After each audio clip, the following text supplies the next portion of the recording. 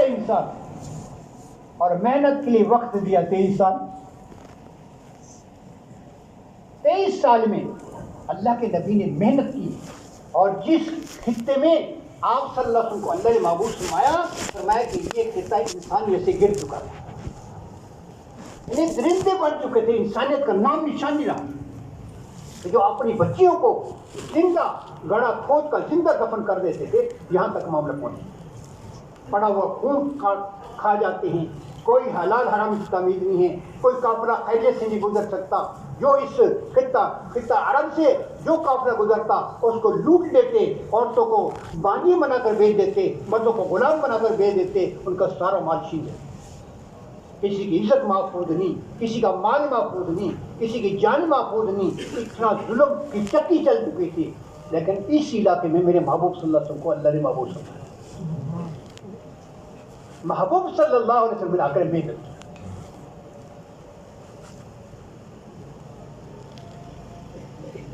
محنت کی 23 سال کی زندگی کے اندر، ایسی محنت کی کہ ان کے جو اپنی بچیوں کو زندہ دفن کرنے والے تھے، پھر خیروں کی بچی کو عبادت کرنے والے تھے۔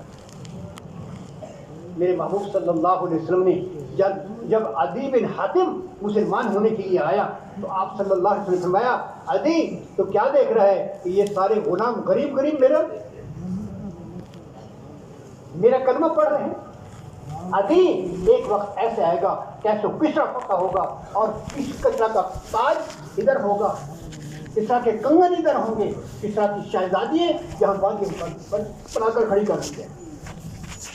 اب یہ ہے نا کہ خطہ عرب کے اندر یہ رہنے والا کسرا کے خزانوں کی خبریں دے رہا ہے اور فتح کی خبریں دے رہا ہے، اور پھر میں کہ عدی اس میری مسجد کے اندر اتنا مال جمع ہوگا کہ ایک طرف والا آدمی دوسرے طرف والے کو نہیں دے،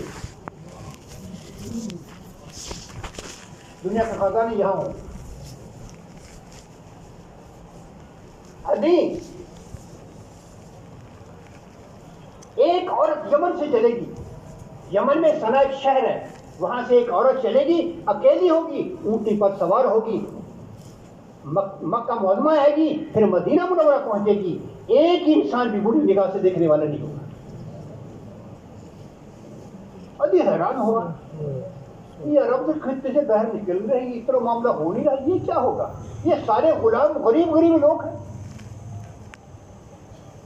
لیکن ابھی کہتے ہیں کہ میں نے اپنی آنکھوں سے دیکھا کہ اتنا امن کا دور آ گیا کہ عورت چلی، حضرت عمر کے خلافت کے زمانے کے اندر یمن سے عورت چلی، اکیلی تھی، اونٹی پہ سوار ہو کر، زیورات پہنے ہوئے تھے، مدینہ منورہ جب پہنچی تو حضرت عمر رضی کو پتا چلا کہ میرے محبوب کی خبر سچی ہو گئی، تو جا کر پوچھا بہن کہاں سے آئی؟ یعنی کہ یمن سے صنعا شہر سے آئی ہوں، کوئی اور نہیں ہے تیرے ساتھ؟ اور کہا اکیلی آئی ہوں۔ اور کہا ہمارے زمانے کو کیسا پایا؟ ہمارے زمانے کو کیسا پایا؟ اس عورت نے عرض کیا، امیر المومنین یمن سے لے کر مکہ معظمہ تک اور مکہ معظمہ سے مدینہ منورہ تک رات جس وقت ہو جاتی تھی، میں جس بستی میں داخل ہوتی تھی وہ بستی والے میرا ایسا استقبال کرتے تھے جس طریقے سے اپنی بہنوں اور بیٹیوں کا استقبال کیا۔ میرا سارا سفر اس طریقے سے مدینہ منورہ تک طے ہوا ہے۔ جب صبح روانہ ہوتی تو جیسے بیٹیوں کو بہنوں کو ہدیے دے کر روانہ کیا جاتا ہے، اس طریقے سے مجھے روانہ کرتے ہیں۔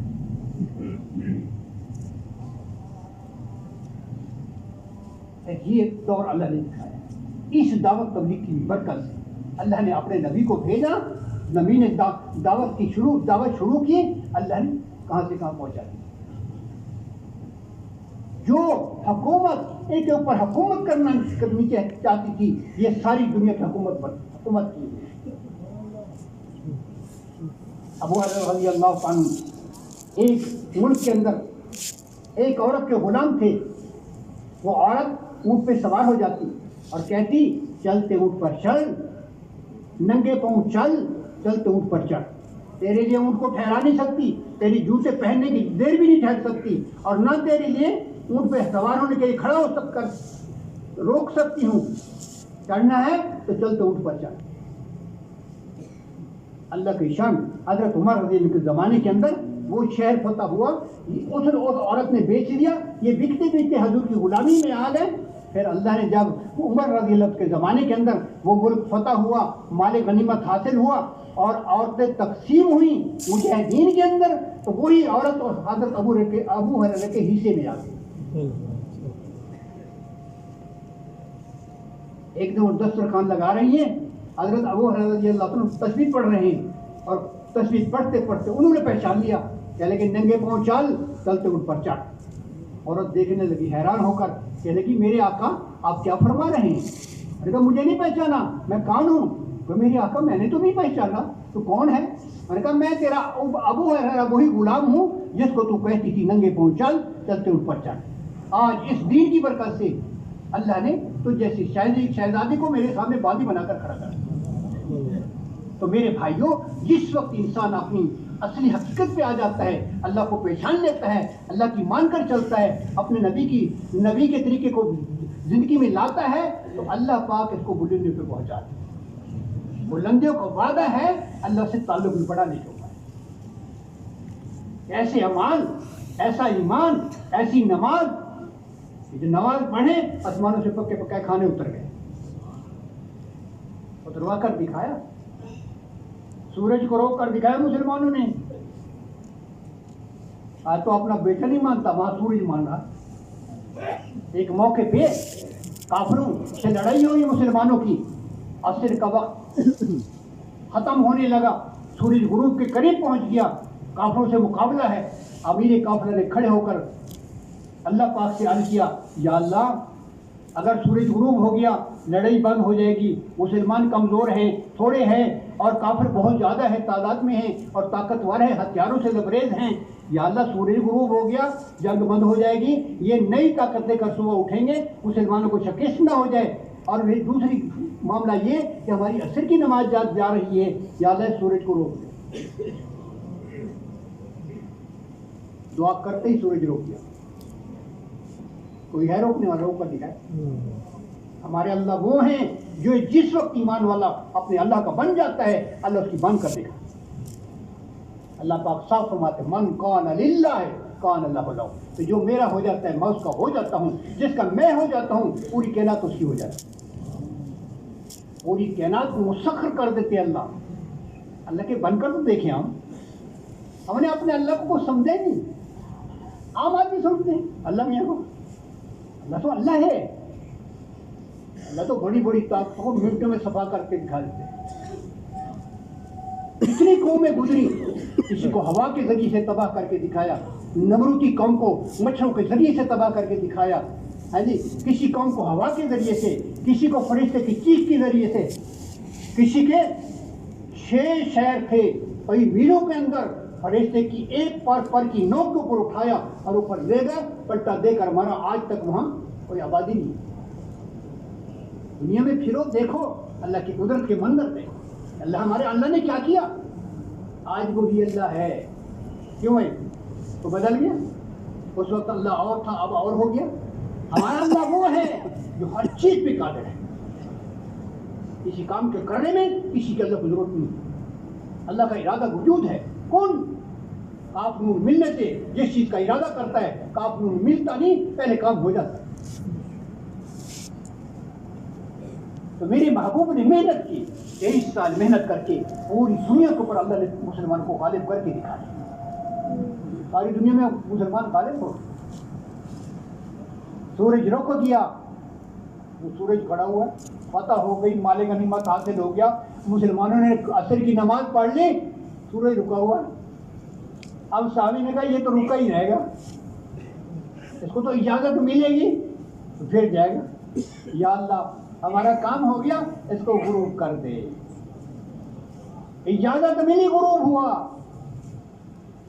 مالک کی نوکر مانتا ہے یا نوکر مالک کی مانتا ہے؟ کیوں بھائی، کیوں جی؟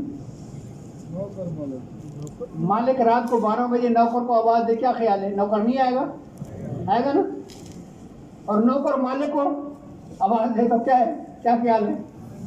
اگر مالک اٹھ بھی گیا 2 جوتے رکھ دے گا سر میں، تو تجھے شرم نہیں آتی؟ میرے حرام میں خلل دی۔ تو ساری کائنات کو اللہ نے مسلمان کا نوکر بنایا، ساری کائنات مسلمان کی نوکر ہے. جنگل کے درندوں نے بات مانی, شیر چیتے بات مان رہے ہیں. اعلان کیا جنگل کے, اے جنگل کے درندوں, غلامان محمد صلی اللہ علیہ وسلم یہاں پڑاؤ ڈالنا چاہتے ہیں, 3 دن کے اندر جنگل خالی کر دو. صحابہ نے اپنی آنکھوں سے دیکھا, شیر اپنے بچوں کو لے جا رہا ہے, چیتا اپنے بچوں کو بھیڑیا اپنے بچے کو لے کر جا رہا ہے, سانپ اپنے بچوں کو لے کر جا رہا ہے. 3 دن کے اندر وہ جنگل خالی ہوا. آج تک اس جنگل میں پھر درندے واپس نہیں آئے. جنگل خالی کر. میرے بھائیوں, آج ہم اللہ کو بھول گئے. یہ دعوت تبلیغ کی محنت مقصود اللہ کی ذات ہے کہ ہم اپنے اللہ کو پالیں, کہ ہمارا اللہ ہمارا ہو جائے. ہم تو کہنے کا اللہ ہمارا ہے, اللہ بھی کہہ دے یہ میرا ہے. اللہ پاک نے کہہ دیا کہ مسلمان میرے ہیں, پھر اللہ کسی کی ضرورت نہیں دیکھیں گے, پھر پوری دنیا کے باطل کو ٹکڑے ٹکڑے کر دیں. مسلمان کی تو دعا دعوت کے اوپر سارا کچھ ہو جاتا ہے. تو وہی یہ دعوت تبلیغ کی محنت ہے کہ اللہ کو اپنا بنائے, اعمال والی زندگی اختیار کرے. یہ جسم اللہ کی امانت ہے ہمارے پاس. کیوں بھائی؟ کس نے دیا؟ ہمارا ہے. منٹوں میں صفائی کر دیتے ہیں, چلتے چلتے گرتا ہے, یہ گیا. اپنا ہوتا تو نہ جاتے, اپنا نہیں ہے. یہ سب کچھ اللہ کی امانت ہے. اس امانت کو اسی طریقے سے استعمال کرے جس طریقے سے ہمارا مالک چاہتا ہے. آنکھ وہ دیکھے جو اللہ چاہتا ہے, کان وہ سنے جو اللہ چاہتا ہے, زبان وہ بولے جو اللہ چاہتا ہے, دماغ وہ سوچے جو اللہ چاہتا ہے, ہاتھ وہاں استعمال جو اللہ چاہتا ہے, قدم ادھر چلے جس اللہ چاہتا ہے. ہماری زندگی کا مقصود اللہ کی ذات بنے کہ میں اللہ کا ہوں, جو اللہ چاہے گی میں ویسے کروں. اس لیے اللہ تبارک و تعالیٰ فرماتے ہیں, اے ابن آدم, ایک تیری چاہت ہے, ایک میری چاہت ہے. ایک تیری چاہت ہے, ایک میری چاہت. حدیث قدسی کے اندر ہے, اے ابن آدم, ایک تیری چاہت ہے, ایک میری چاہت ہے. جب تو میری چاہت کو پورا کرے گا میں تیری ساری چاہتوں کو پورا کر دوں. جو تو چاہے گا وہ میں کر کے دکھاؤں. تو میری چاہت پوری کر, پھر جو تو چاہے گا میں وہ کر کے دکھاؤں. اور آگے کیا فرمایا؟ دھمکی دے دیا, اگر تو نے میری چاہت کو پورا نہ کیا, اپنی چاہت کو پورا کرنے میں تو خود لگ گیا, تو تجھے تیری چاہت میں تھکا دوں گا, تھک کر چور چور ہو جائے گا, ہوگا پھر بھی وہ تو میں چاہوں گا. یہ نہیں کہ تو تھک جائے تیری چاہت پوری ہو, یہ نہیں ہوگا. یہ بھول لگی ہوئی ہے کہ میں محنت کروں گا, میری محنت سے بنے گا, کبھی نہیں بنے گا. جو اللہ چاہیں گے وہ ہو. تو یہ دعوت تبلیغ کی محنت کیا ہے؟ اپنی چاہتوں کو اللہ کی چاہت پہ قربان کرنا آ جائے. اپنی چاہتوں کو اللہ کی چاہت پہ قربان کرنا آ جائے. جیسے میرا اللہ چاہتا ہے میں وہ کروں گا. جس وقت میں نے اللہ کی چاہت کو پورا کیا, پھر اللہ اپنا وعدہ پورا کر کے دکھاتے ہیں. اللہ فرماتے ہیں ہم اپنے وعدوں میں سچے ہیں, تم ہمارا مطالبہ پورا کرو, پھر وعدے پورا کر کے ہم دکھانا ہماری ذمہ ہے. ہم اپنے وعدوں میں سچے ہیں. ایمان والوں کے ساتھ مدد کا وعدہ ہے, لیکن شرط ہے کہ تم میرا مطالبہ پورا کرو. کیوں بھائی؟ اللہ پاک نے فرمایا نا, ایاک نعبد تو پہلے ہے نا. کیوں جی؟ سارے پڑھتے ہیں نا نماز میں, ایاک نعبد پہلے ہے نا. یا اللہ ہم تیری ہی عبادت کرتے ہیں, وایاک نستعین بعد میں ہے نا. تو ہی سے مدد مانگتے ہیں. اب نماز کوئی پڑھ نہیں رہا کہ مطلب میری مدد ہو جائے, کیسے ہوگا؟ بیج ڈالا نہیں ان کا پاس مل جائے. دکان کا دروازہ نہیں کھولا کہتا نفع آ جائے. وہ تو جو اللہ نے مطالبہ کیا ہے اس مطالبے کو جو پورا کرے گا, اللہ اپنے وعدوں کو پورا کرنے کا وعدہ کرتے ہیں کہ میں پورا کر کے دکھاؤں گا. تو میرے مطالبے پورے کرو, میں اپنا وعدہ پورا کر کے. ان تنصروا اللہ پہلے ہے نا کہ تم میری مدد کرو, ینصرکم میں تمہاری مدد کروں. آج الٹا ہو گیا معاملہ کہ بیج ڈالتے نہیں کپاس مل جائے, دکان کھولتے نہیں نفع آ جائے. اللہ میں عبادت کے لیے تو ہمارے پاس وقت نہیں, تو تو ہمارا کام کر دینا پہلے. الٹا معاملہ. ہم اللہ کی مان کر چلیں, اللہ ہمارے ماننے کے لیے تیار ہے. اللہ تو اپنے بندے کو ایک کانٹا چوبنا بھی برداشت, یہ اس کی تکلیف برداشت نہیں اللہ کو. माँ को तकलीफ बर्दाश्त है ना, बेटे को कांटा चुभ जाए तो माँ परेशान हो जाती है, तो अल्लाह तो करोड़ों माओं से ज्यादा मोहब्बत रखते हैं।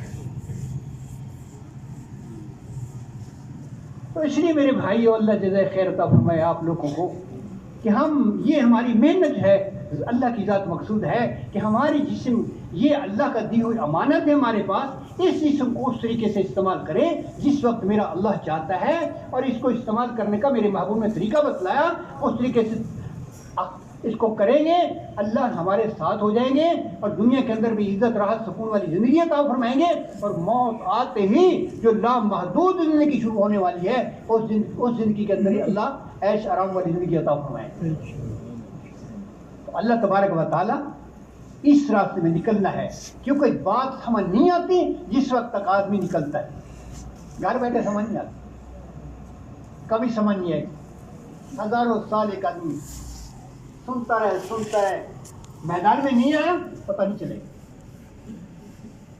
ये एक मैदान है, चलता फिरता मदरसा है, जब आदमी निकलता है फिर उसको पता चलता है कि मेरी बीमारी कहाँ तक पहुंची। एक बीमारी जिस्मानी है, एक रूहानी बीमारी है। मेरा रूह कितना कमजोर हो गया कि रूह को, जिस्म कमजोर है, कमजोर हो जाए तो क्या होता है, बीमार हो गया, मैदा खराब हो गया, अब इसके सामने कोरमा रखो तो क्या ख्याल है, कहता है यार इसको ठीक अच्छी, इसकी खुशबू अच्छी नहीं लग रही, बच्ची तो वो ये बड़ी बेहतरीन तरीके से खाता था, क्यों अच्छी नहीं लग रही, अंदर मैदा खराब हो गया। इसी तरीके से रूह का मैदा खराब हो जाता है जब, तो फिर इसको जिक्र में मजा नहीं आता, नमाज में मजा नहीं आता, दुआ में मजा नहीं आता। ये रूह की बीमारी का मामला है। ये दावत तबलीग की मेहनत क्या है कि रूह की बीमारी का इलाज करना है। अंदर जो बीमारी लग चुकी है उसको इलाज करना है। जब इलाज हो जाएगा फिर सुबह ईशा की नमाज से, ईशा के वजू सुबह की नमाज पढ़ी और 40 साल गुजरे और रूह का इलाज हो चुका था। आज तो थोड़ी सी इमाम साहब की रात लंबी कर देना, आदमी घबरा जाए, यार ये तो आइंदा इधर नमाज नहीं पढ़ी कि रात लंबी करता है, और वहाँ एक रकात में पूरा कुरान खत्म। रूह का इलाज हो चुका था, रूह सेहतमंद हो चुकी थी।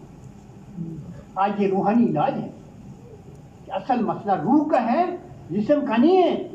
क्यों भाई, कोई जिस्म देखा बगैर रूह के चल रहा हो, रूह निकल जाए तो फिर इसको रख दें भाई, 2-4 दिन रख लो इसको, ये सारी जिंदगी यहाँ गुजारी इसने, कैसा असल चला गया।